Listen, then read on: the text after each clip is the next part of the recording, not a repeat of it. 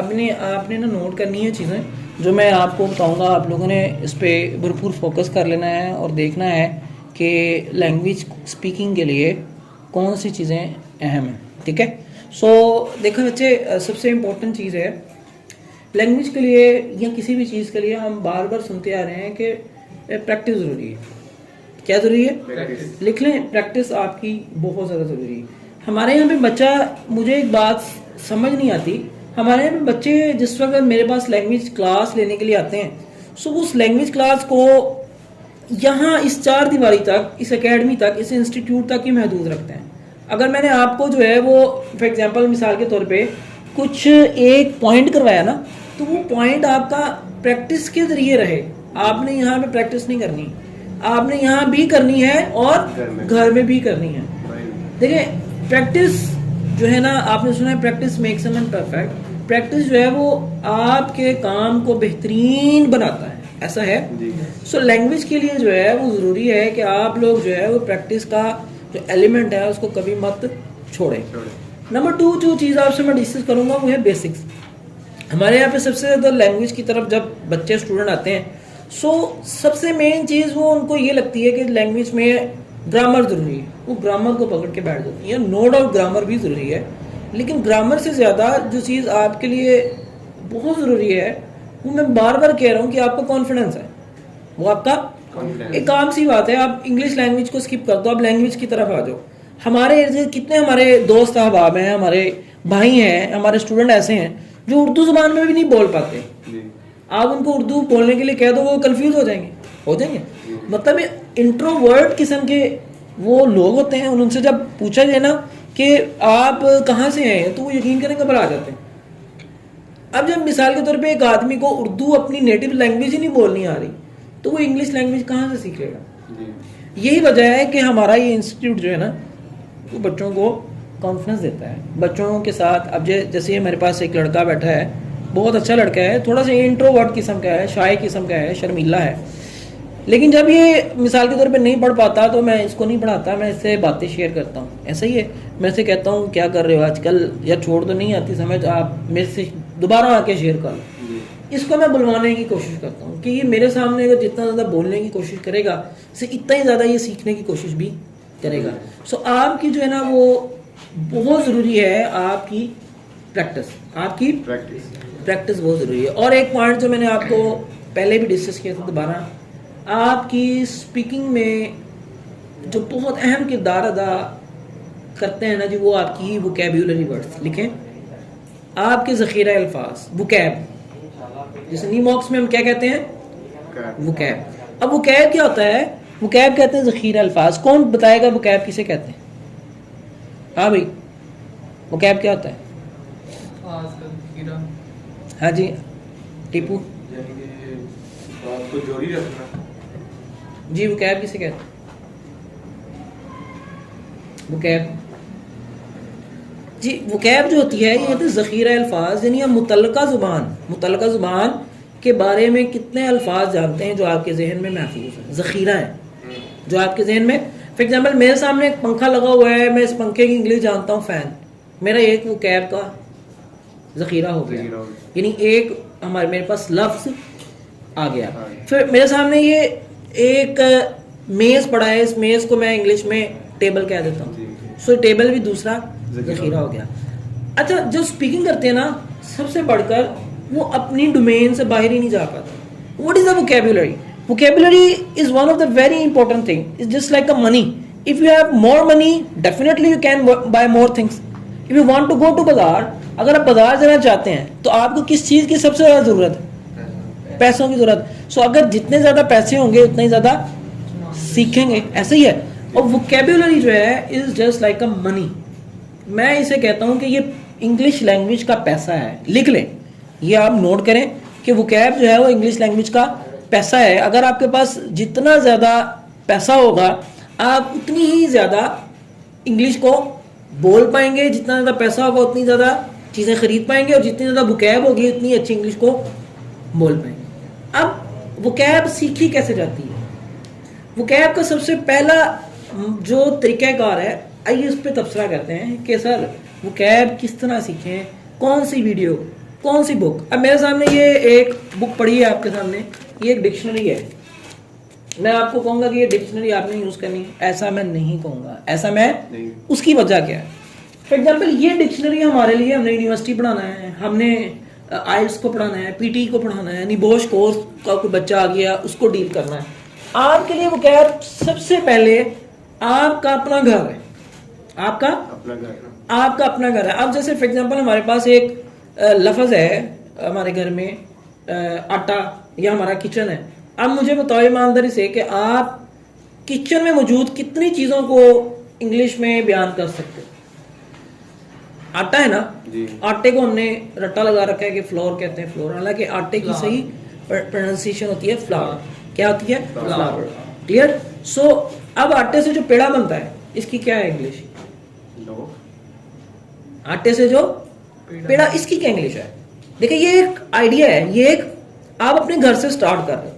आटे से जो पेड़ा बनता है उसे हम डो कहते हैं। जैसे हमने डोनट नहीं, ठीक है, वो डोनट गोल सा डो, यानी कि एक पेड़ा। क्लियर? सो अब जो आटा गूंदना है इसको क्या कहते हैं? अब मैं ज्यादा दूर नहीं निकल रहा, मैं कहाँ पे हूँ? आपके घर में, किचन में हूँ, मेरे किचन में, आपके किचन में। कि अगर मेरी और आपकी मम्मा आटा गूंद रही है तो उस गूंदने को इंग्लिश में क्या कहते हैं? ये एक आइडिया है, ये एक आइडिया है। नंबर 1 आइडिया ये है कि आप अपने ही घर से, आप अपनी जात से, आपकी दाढ़ी है, इसको इंग्लिश में क्या कहते हैं? ठीक है, आप इंग्लिश में बियर्ड कहते हैं। फॉर एग्जाम्पल अगर आपके पास ये आपके हाथ है, आपका हाथ है, अब कभी किसी बच्चे ने इसको तौफीक नहीं, उसे ये पता है हैंड। अब ये देखिए हम लकीर के फकीर है, कंजर्वेटिव है, लकीर के फकीर है, कंजर्वेटिव है। अब हमारा हाथ है, हमने कभी किसी ने ये नहीं सोचा कि यार हैंड में आता है, हैंड में तो यार फिंगर्स भी हैं, हैंड में तो ये तली भी है। क्लियर? हैंड में तो ये जो है वो आपकी ये मुट्ठी भी आती है, आपकी कलाई भी आती है। क्लियर? अब ये हैंड में जब आपके ये चीज़ें सारी मौजूद है ना, तो आप मुझे बताएं कि कभी आपने कोशिश की कि इसकी इंग्लिश, ये इस फिंगर को क्या कहते हैं? इसको थंब कहते हैं, इसको क्या कहते हैं? Middle finger, index finger. ठीक है, तो आपने कभी ये सोचा है कि यार इन फिंगर्स की इंग्लिश क्या होती है? कभी सोचा? मुझे आप ये बताएं कि आपने, आपकी उम्र माशाल्लाह सबकी 20 साल होगी, 21-22 साल होगी। 21-22 साल में आपने कभी स्पीकिंग की है? कभी किसी शादी में, कभी किसी इवेंट में, कभी? तो आप 20-21 साल में जब स्पीकिंग नहीं कर पा रहे, तो आप मुझे बताएं कि किस तरह आप कुछ ही दिनों में स्पीकिंग कर लेंगे? कर सकते हैं? 2 माह टीचर हमारे पास, पेरेंट्स हमारे पास बच्चों को भेजते हैं कि जनाब आप, बच्चा हमारे पास मौजूद है और उसको काइंडली स्पीकिंग करवा। हम किस तरह स्पीकिंग करवा सकते हैं यार? हम ज़्यादा से ज़्यादा उसको टेंसेस करवा देंगे। होगा क्या कि जब वो क्लास छोड़ के जाएगा तो वो बिल्कुल ब्लैंक हो जाएगा। लेकिन वो बच्चे जो प्रैक्टिस करते हैं, वो बच्चे जो प्रैक्टिस करते हैं वो सीखते हैं, वो सीखते हैं। अब हम आते हैं कि किस तरह हमारा वोकैब की तरफ किस तरह हमारा रुझान है। आप लिखें कि देखें, सबसे पहले आपकी स्पीकिंग के लिए, जैसे मैंने वोकैबुलरी कहा, अब सबसे उसके दूसरा जो पार्ट है वो है POS, पार्ट्स ऑफ स्पीच। दूसरा जो है वो क्या है आपका? Parts of speech. Parts of speech बहुत ज़्यादा ज़रूरी है। पार्ट्स ऑफ स्पीच आपका बहुत ज़्यादा ज़रूरी है। अब पार्ट्स ऑफ स्पीच कितने होते हैं, कौन कौन से होते हैं, कौन बताएगा?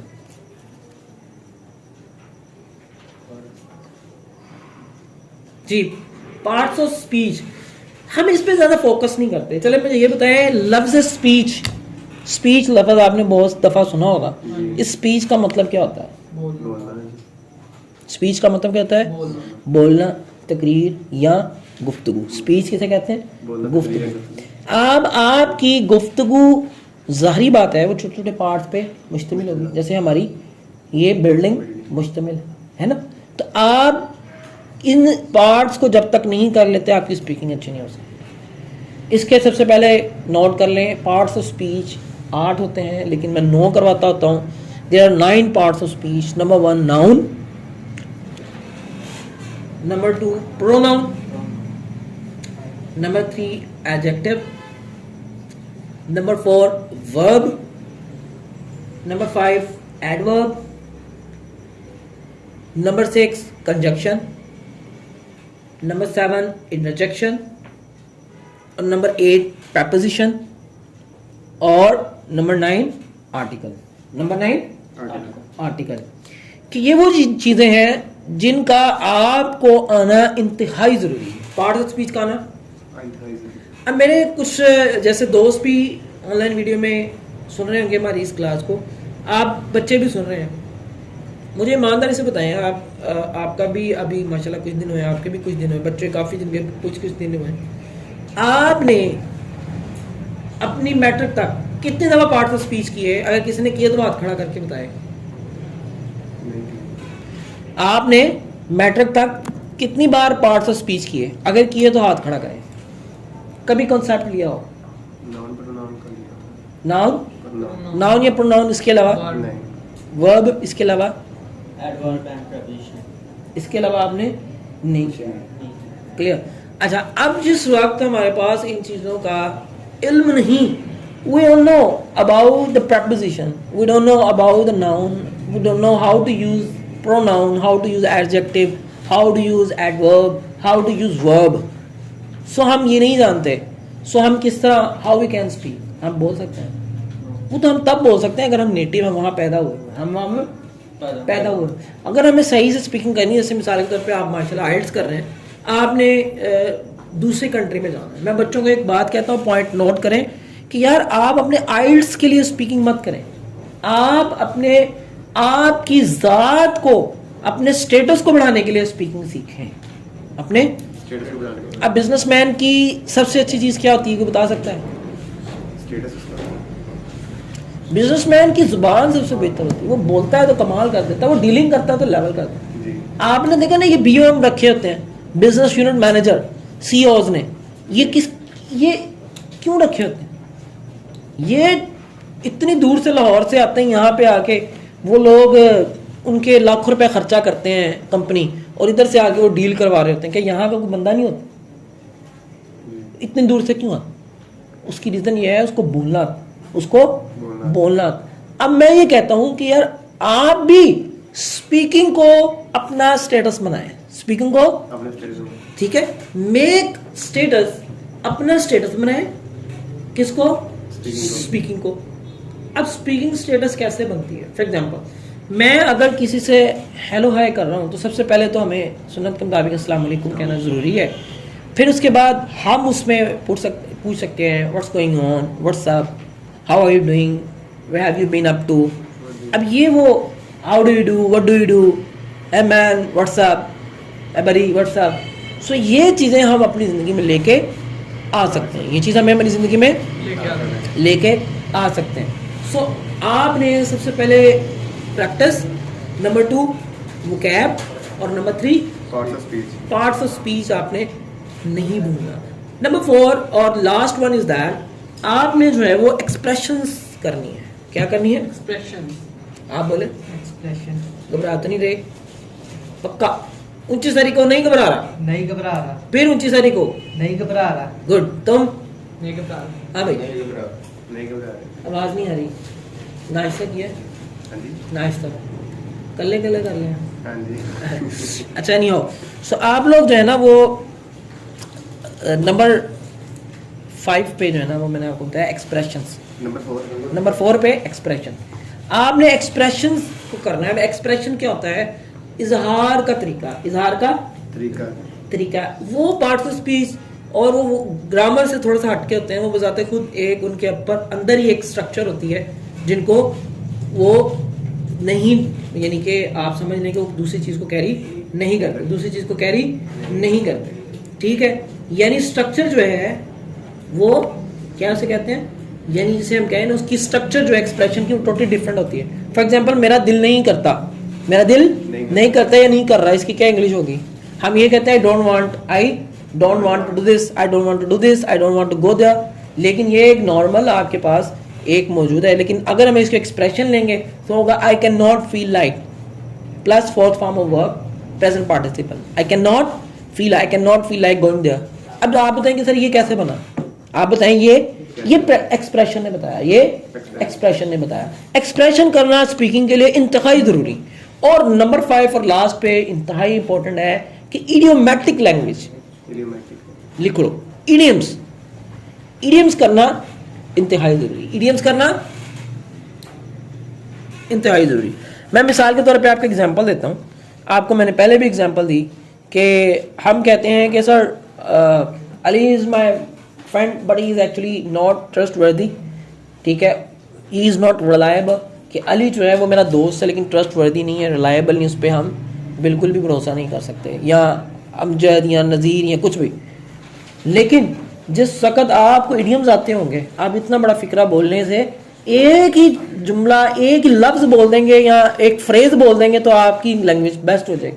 जैसे मैं कह सकता हूँ कि Ahmed is a wet blanket, Ahmed is wet blanket का मतलब है कि जिस पे भरोसा ना किया जाए। वेट का मतलब गीला, ब्लैंकेट कंबल, गीला कंबल लेके इंसान बीमार होता है। सो इडियोमैटिक लैंग्वेज बहुत ज़्यादा जरूरी है। इडियोमैटिक लैंग्वेज, जैसे फॉर एग्जांपल आपने किसी को कहा you have to face the music, आपके what do you mean by music, I am not listening the music right now, आपको क्या पता कि म्यूजिक क्या है। अब उसने कहा कि तुम्हें म्यूजिक फेस करना पड़ेगा, क्या मतलब है?